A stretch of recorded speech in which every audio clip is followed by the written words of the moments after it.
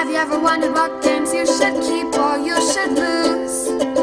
Find out here at Purge Reviews. Hengist is a game designed by Uwe Rosenberg, who probably is my wife's and my favorite designer of all time. Love his games and like them all, and I really go out of my way. He's one of those few board game designers, almost like a director. Well, if he publishes a game, I'm probably going to check it out. And this led me to this game. I had heard for a long time how terrible this game was, so I never really got it to the table. And when I did, it kind of looks like it's in a two-player Cosmo box. There's a lot of appealing things to this. I think the artwork was nice. It has a great designer. It had that box size. It's two-player only. It had a lot going for it, and it disappointed me in almost every single way. There isn't a lot of planning in this game that can go on. It feels very tactical, which is okay. That's a gameplay thing. When you get down to the bottom, the scoring ones, you flip it over and you see what you score, and then other people have more information. I don't know that I like that a whole lot. Overall, I just kind of found the game boring. I felt like it's more about, okay, I have these cards, what am I going to do with them? Versus, okay, I have this strategy, let me try to implement in what I want to do. And I felt like the cards were playing me more than I was playing the cards. And I guess you just kind of make the best decision you can with those cards that you're given. I just didn't find it very appealing. It wasn't something I wanted to come back to. It was kind of a dredge to get through the first couple plays of it. It just didn't really speak to us or give us a decision scope that we were looking for. The components are okay. The production is fine. I just expected more out of the designer. But you take that aside, just still not a very good game. Purge for us. Here's Hengist for 2 players, Uwe Rosenberg game. You can see it's got a pretty nice little cover. It looks like the size of the Cosmo 2-player line. Going to get a rule book when you open it up. We'll take a look at that in a few minutes. You're going to get some nice little cards in here. They feel like regular Agricola cards. And they have different shapes on them, etc. You get a nice little cool little boat that you'll be utilizing during the game. A few of these cardboard little maps that you'll be using. These are really good quality. Actually, the components in here are actually fairly good. You have to build the board every time you play. And then you'll get these little generic meeple things that are okay. The components are fine, nothing to write home about. I think, the ship is really cool once you put it together, etc. And it fits in the box, which is nice. And the board is modular. Everything is fine. Here's a rule book. You can see a picture of the components on that side set up over here with a nice little picture of how to play.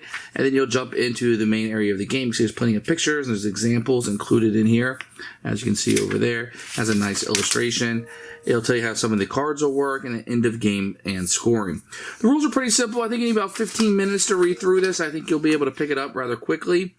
The game isn't very hard to understand at all, and you can teach it really quickly. It's only a 2-player game, so only you and another pal need to understand the rules, so pretty good job. Okay, to set the game is pretty easy. You'll shuffle these, you'll put the 3 boards out so the trails match up, shuffle the deck. Everybody's going to gain 3 cards. You'll put your boat out with your Vikings in it. You'll shuffle up the road cards, you'll put one of these out, and one of these coin markers on each one. Once you do that, you're set up and you're ready to play. The game will end when the boat comes off the end for the 4th time, when the 12th Explorer card is played.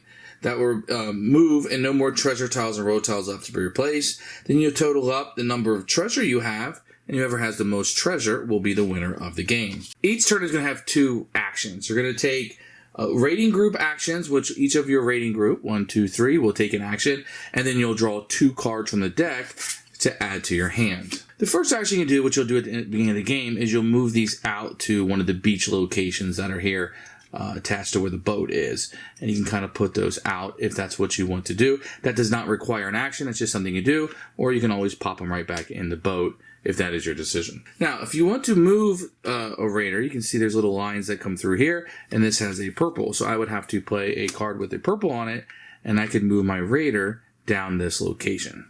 The same thing would happen if I wanted to move to like a green location over here. I would have to play a green card, maybe something like this, if I had a green card, and I could move over there. So you can see the roads kind of go through, and that's how movement will be handled in the game. So let's say you would come down here, I could play a yellow and a brown, and then I would come down through this. We would pop this over to showcase where it would lead you to. And that's upside down. So the blue, and their color code, the blue would come down here, and I would be able to take the 7 treasure, and I would gain that. And then your person would come back up here. Now, mind you, when you're coming through here, you have to play all of the colors. You can't just pick one and stop. You'd have to have both of them and make it all the way down. Now, sometimes you can see if I were here and I wanted to go brown, purple, that's fine. I could do that, but it would take me all the way over here. So you always don't know where the map is going to go until it's been flipped over. At the end of your turn, you draw 2 cards from the top of the deck and add them to your hand. The only little caveat to the game is these cards. These can be used as a wild. You can use them as a spy. Look at the other side face down's row tile. So you can look at one of these row tiles if you wanted to. Or as a reinforcement to put one of your raiding groups back on your boat if they were to come off the end. So these can be very powerful cards when you get them. And that's an overview of how you play Hengist. Who should buy this game? I mean, if you're looking for all of Uwe's game and you're collecting them, this would be it. If you like games in that 2-player aspect, there's a lot to like about this game too. It's not something that fit for me, but I could see people liking this. But universally, it's pretty much been panned. So maybe I would say try this one before you buy for sure. For us, it's a Purge.